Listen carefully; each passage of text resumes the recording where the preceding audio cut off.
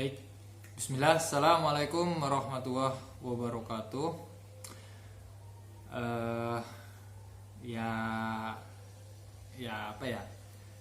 Ya kita ketemu lagi lah ya dalam pembelajaran PPKN, dan posisinya masih dalam pembelajaran online. Cuman meski online, tetap saya mengingatkan bahwa alasan kenapa kita masih dalam pembelajaran online karena saat ini kita masih berada di tengah-tengah pandemi. Jadi perlu diingat bahwa virus corona ini adalah pintu masuk utamanya adalah melalui hidung, melalui mulut. Tidak ada jalan yang lain, paling utama. Sehingga perlindungan kita adalah bagaimana melindungi hidung kita dan mulut kita dari kemasukan daripada virus corona. Oke.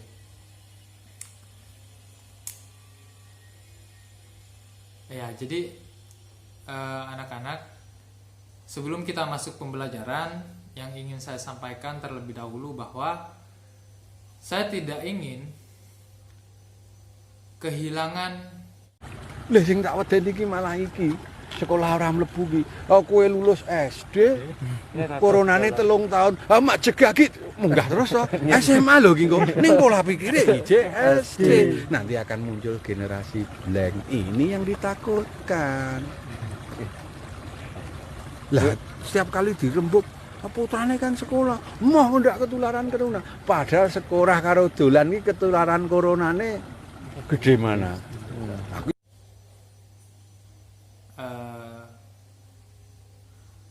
Kita itu masih punya semangat untuk hidup di tengah wabah. Karena kalau kita lemah, kondisi fisik kita itu menurun, otomatis penyakit akan banyak yang akan menyerang kita.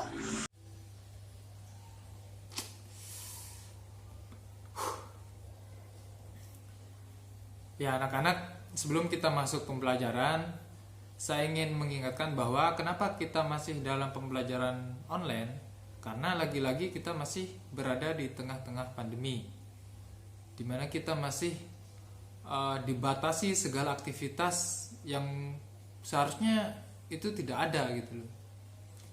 Yang seharusnya kita bisa berbuat apa saja, tapi karena adanya pandemi, semua aktivitas kita serba terbatas atau dibatasi karena memang itu demi diri kita atau demi kelangsungan hidup manusia lah.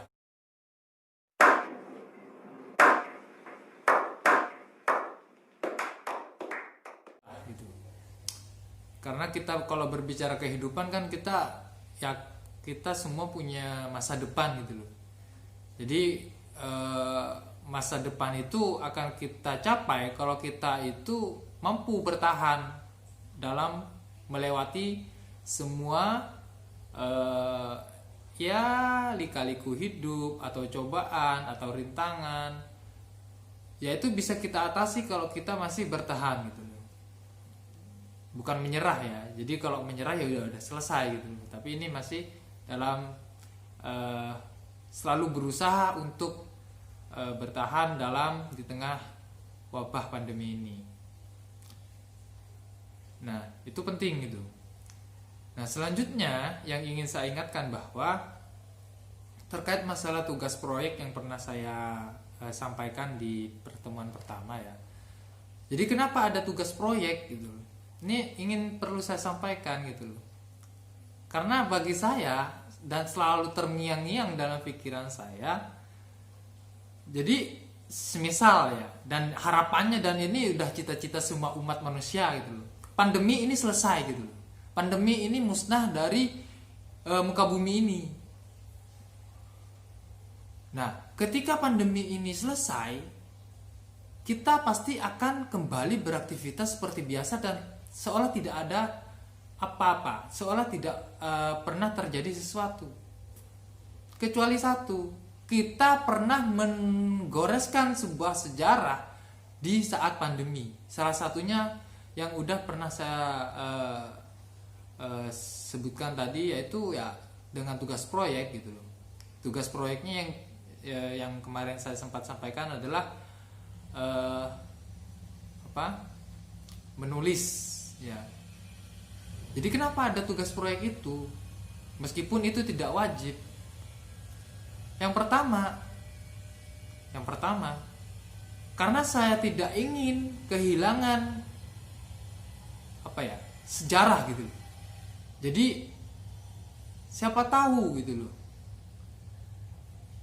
setelah pandemi ini selesai dan kita sudah bisa beraktivitas seperti biasa, semua orang akan melupakan itu.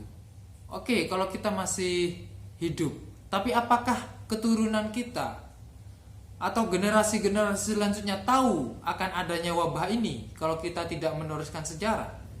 Tentu tidak gitu. Makanya tugas proyek ini diharapkan minimal kita mencatat diri kita sendiri bahwa kita pernah hidup di zaman itu.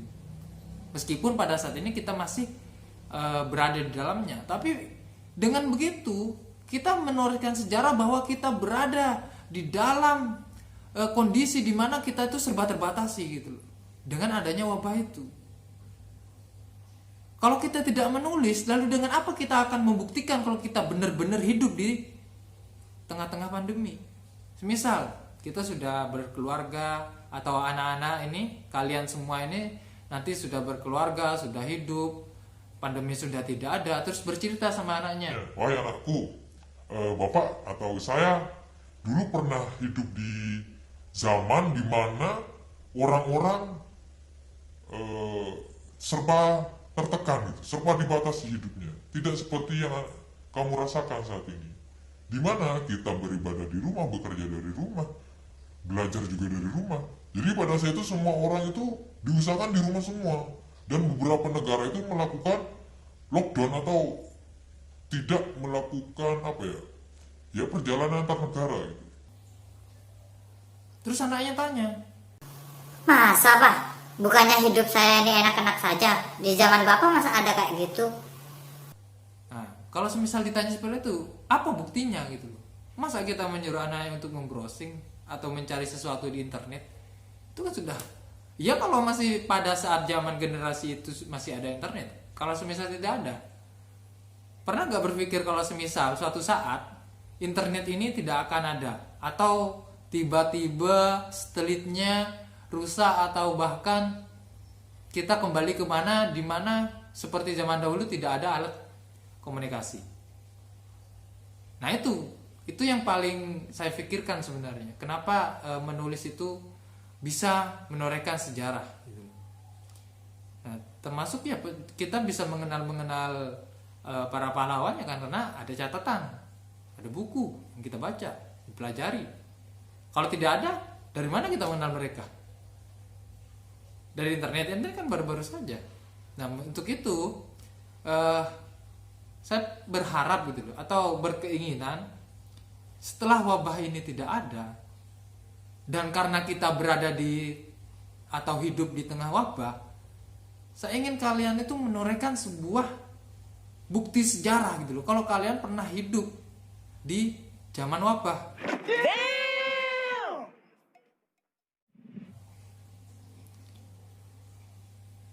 Jadi kalau semisal itu sukses, saya yakin ya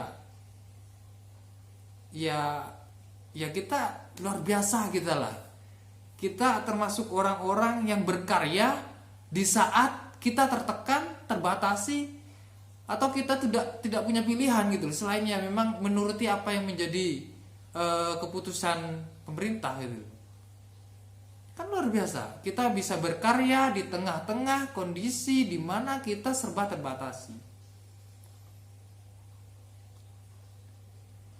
Ya begitulah ya, kenapa saya minta proyek gitu loh. Tapi kan lagi-lagi proyek itu tidak mengikat atau memaksa lah siapa yang mau gitu loh kan. Dan ini alhamdulillah kemarin sempat ya sekitar berapa anak lah. Tapi saya tidak mempermasalahkan itu. Nah, yang menjadi masalah adalah ketika kita tidak menorehkan sebuah sejarah di tengah kondisi kita yang seperti ini.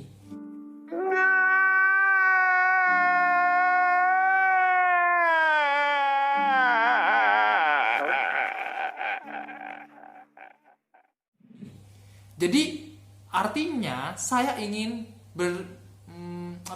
saya ingin anak-anak berpikir kayak gini. Kalau memang anak-anak tidak mampu untuk menulis, sedangkan sudah dari TK diajarkan untuk menulis sampai SMP sekarang,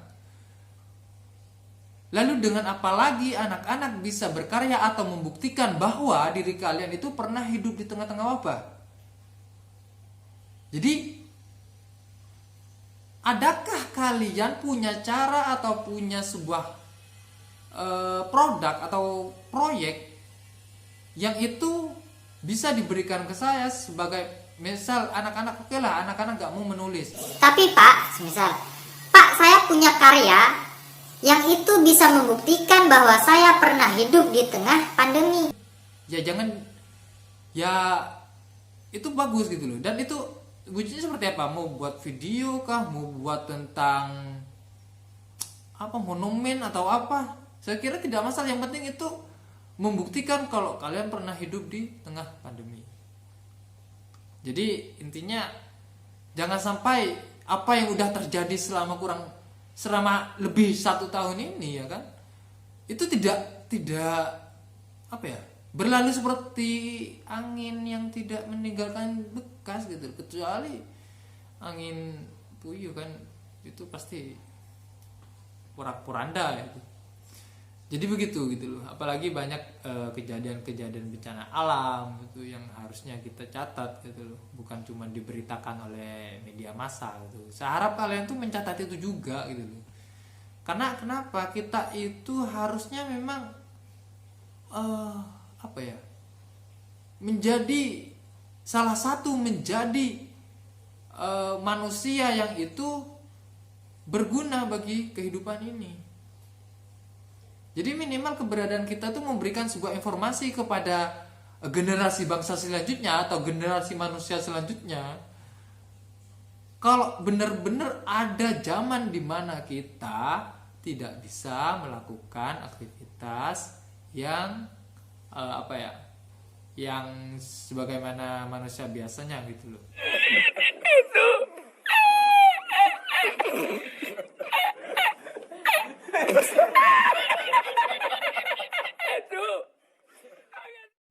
Jadi begitu.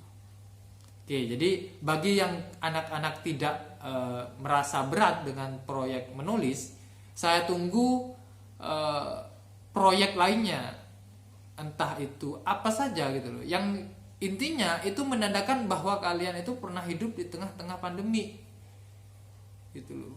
Karena yang saya pikirkan itu bukan sekarang, tapi 10-50 tahun ke depan, ketika kita sudah tidak ada lagi di muka bumi ini.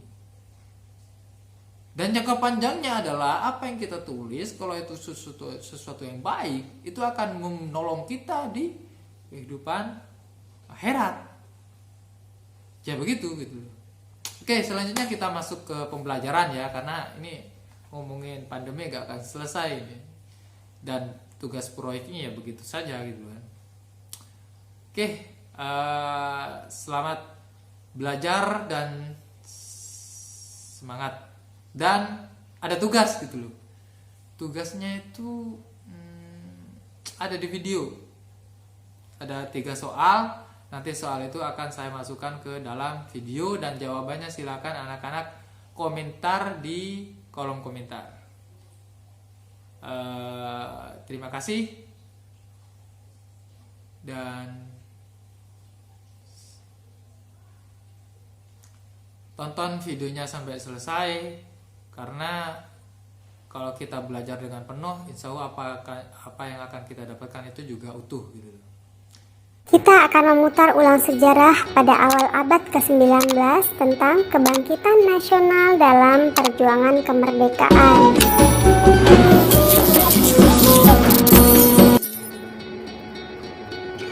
Kebangkitan nasional ini sendiri adalah masa bangkitnya rasa dan semangat persatuan, kesatuan, nasionalisme, dan kesadaran untuk memperjuangkan kemerdekaan Indonesia. Sejarah kebangkitan nasional ini sendiri dimulai dari tahun 1899 di mana Belanda menerapkan politik etis yang dicetuskan oleh Van de Venter. Politik etis atau politik balas budi ini meliputi irigasi atau pengairan, emigrasi atau perpindahan penduduk, dan edukasi atau pendidikan. Kebijakan tentang edukasi memberikan kesempatan kepada pribumi untuk memperoleh pendidikan sehingga menjadi lebih terpelajar. Pada periode tahun 1900 sampai 1908, pada tahun 1901 melalui majalah Retno Dumilah, Dr. Wahidin Sudirohusodo menghimpun beasiswa untuk pendidikan golongan priai. Ia mendirikan studi fonds atau yayasan beasiswa. Gagasan Dr. Wahidin Sudirohusodo menarik perhatian mahasiswa Stovia bernama Sutomo. Akhirnya Sutomo mendirikan organisasi Budi Utomo. Budi Utomo merupakan organisasi modern di Indonesia yang didirikan pada tanggal 20 Mei 1908. Program utama dari Budi Utomo adalah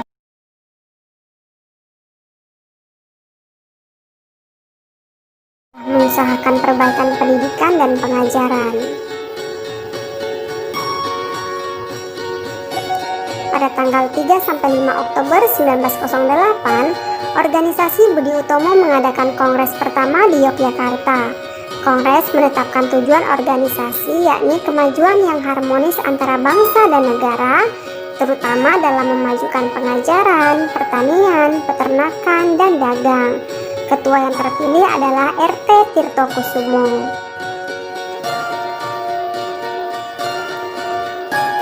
Periode tahun 1908 sampai 1928.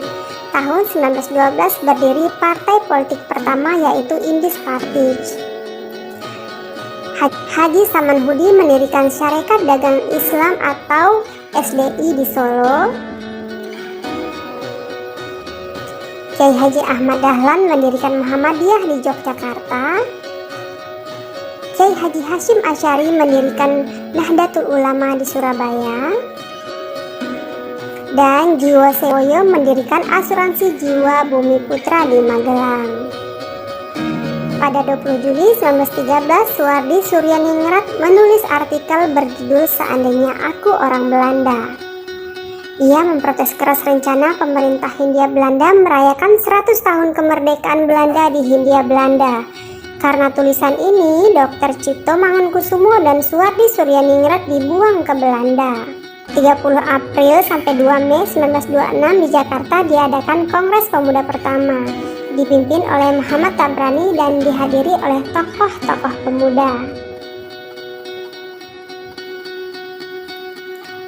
Hasil Kongres Pemuda yang pertama mengakui dan menerima cita-cita persatuan Indonesia, menghilangkan pandangan adat dan kedaerahan yang kolot. Periode tahun 1928 sampai 1945. Kongres Pemuda II di Jakarta tanggal 27 sampai 28 Oktober 1928 diselenggarakan oleh organisasi-organisasi pemuda Indonesia. Kongres Pemuda yang kedua menyepakati lahirnya Sumpah Pemuda. Periode tahun 1945 sampai 1948, perjuangan Indonesia mencapai puncak pada Proklamasi Kemerdekaan 17 Agustus 1945.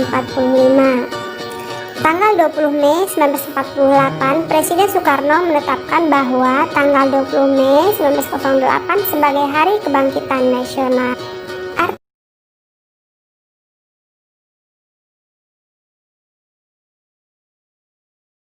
Arti penting kebangkitan nasional dalam perjuangan kemerdekaan.